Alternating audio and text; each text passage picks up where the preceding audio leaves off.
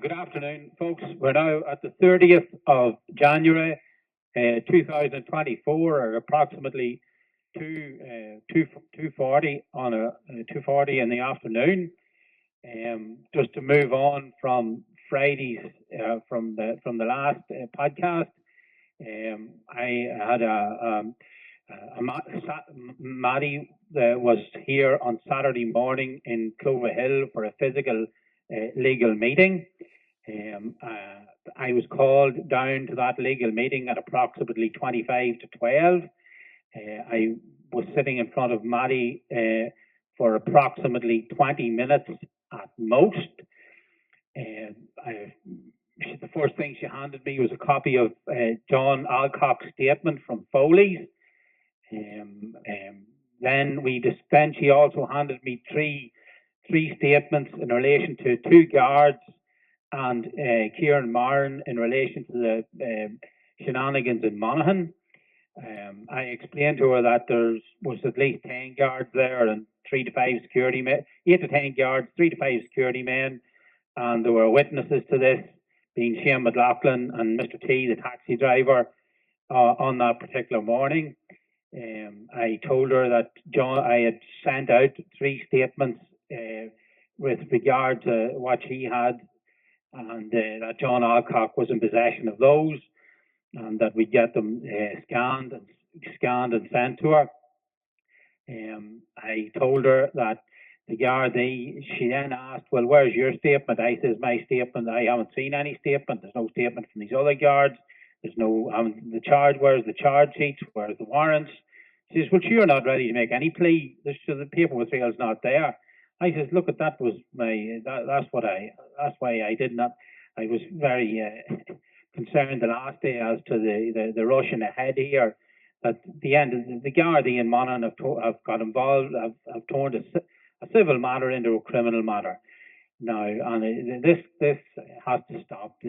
I went back to 2016. I told her about Inspector Noel Cunningham got into court in Virginia and Cavan on the 26th of August 2016 and telling the judge that all issues in relation to property ownership have been sorted out at High Court level.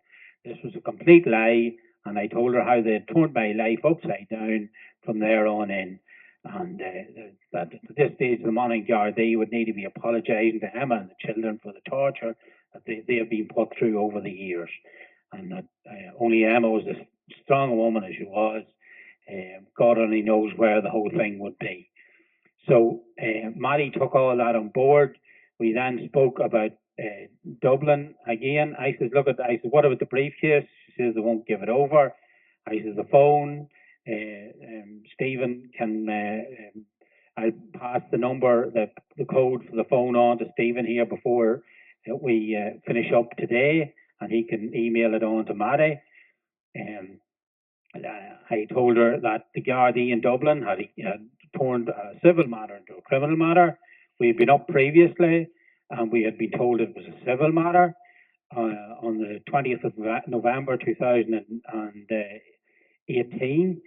And I explained to her that I wanted to see, in relation to Seamus McEnany owning Foley's, we would need to see the entire paper trail behind it and the dealings. I said, there's probably not even money there. So never mind the 3.4 million that was reported sold the papers for to Kieran Marin. I said, these boys are just having a laugh here now at this stage. So she took that on board. I told her that the briefcase contained all the information to show how we were there from a civil perspective on the day.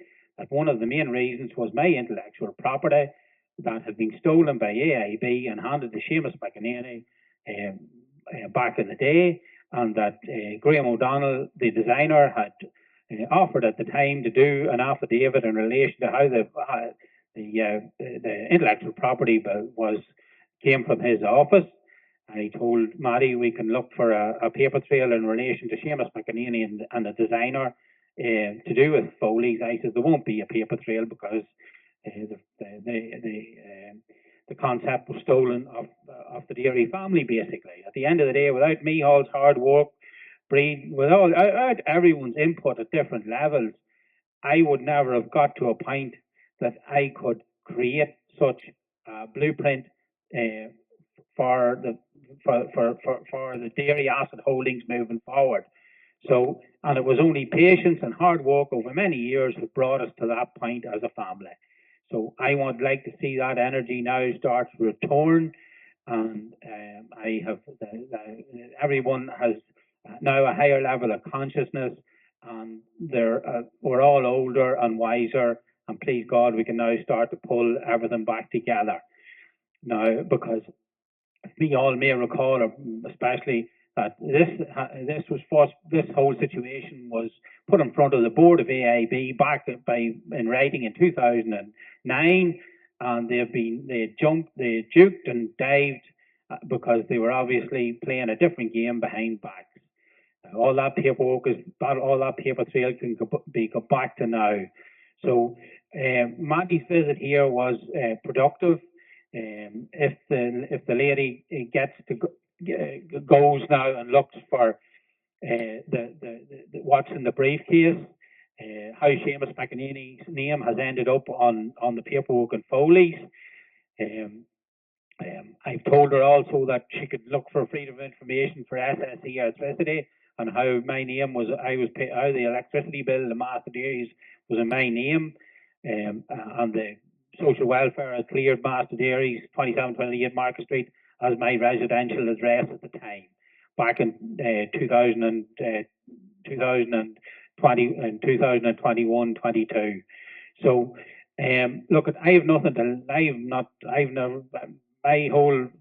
My whole outlook on life was never based on lies. It was based on hard work and pushing myself and pushing others. But by God, I didn't realise how tough this could get out the other end. So that was a short version of the meeting with Maddie on Saturday. Please God, she also said she was booking more visits. As of today, there's nothing on the system. So I was sort of surprised at that today. But look at, I'm sure John Alcock or me Hall or that or others can now ask what the position is with the next meeting. So again, this is now down to the paper trails and the truth, and the Gardaí should be investigating Seamus McEnany for multi-million euro fraud, as in from very, very shortly now. But we will just have to wait and see. Again, that's all. We will leave this podcast. I'll have a word with Stephen here before we finish.